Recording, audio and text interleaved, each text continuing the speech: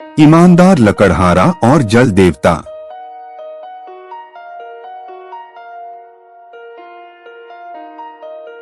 एक बहुत ही सुंदर और घने जंगल में रामू नाम का एक लकड़हारा रहता था।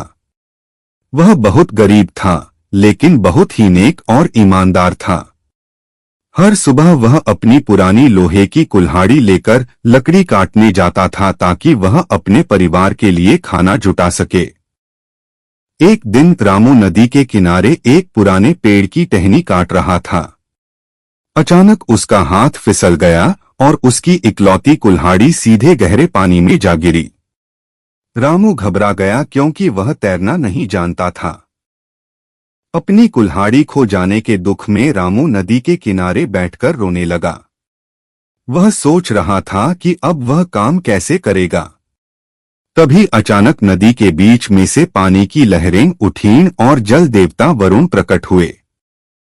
वरुण देव ने बड़े प्यार से पूछा, पुत्र, तुम इतने दुखी क्यों हो? रामू ने रोते हुए अपनी कुल्हाड़ी गिरने की बात बताई।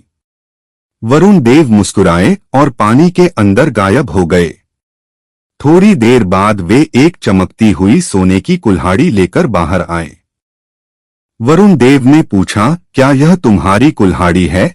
रामू ने सोने की कुल्हाड़ी को ध्यान से देखा और अपना सिर हिलाते हुए कहा, नहीं देव, यह मेरी नहीं है। मैं एक गरीब आदमी हूँ, मेरी कुल्हाड़ी इतनी कीमती नहीं थी। वरुण देव फिर से पानी में गए और इस बार एक बेहद खूबसूरत चांदी की कुल्हाड़ी लेकर निकले। उन्होंने पूछा, तो क्या यह चांदी की कुल्हाड़ी तुम्हारी है? रामू ने फिर से मना कर दिया और कहा, नहीं महाराज, यह भी मेरी नहीं है।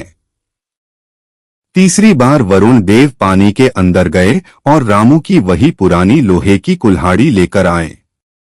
उसे देखते ही रामू खुशी से उछल पड़ा और बोला, हाँ, यही मेरी कुल्हाड़ी है। आपका बहुत बहुत धन्यवाद देव। वरुण देव रामू की ईमानदारी देखकर बहुत प्रसन्न हुए। उन्होंने कहा, रामू, तुमने लालच नहीं किया और सच बोला। मैं तुम्हारी सच्चाई से बहुत खुश हूँ। उन्होंने इनाम के रूप में तीनों कुल्हाड़ियां रामू को दे दी। रामू अपनी तीनों कुल्हाड़ियां लेकर खुशी खुशी घर की ओर चल दिया। वह बहुत खुश था कि उसकी ईमानदारी ने उसे इतना बड़ा इनाम दिलाया था। रास्ते में वह अपनी कुल्हाड़ियों को गर्व से देख रहा था।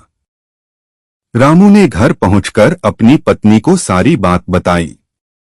उस दिन के बाद से रामू का जीवन बदल गया, लेकिन उसने कभी अपनी ईमानदारी नहीं छोड़ी। बच्चों, इस कहानी से हमें यह सीख मिलती है कि ईमानदारी सबसे अच्छी नीति है।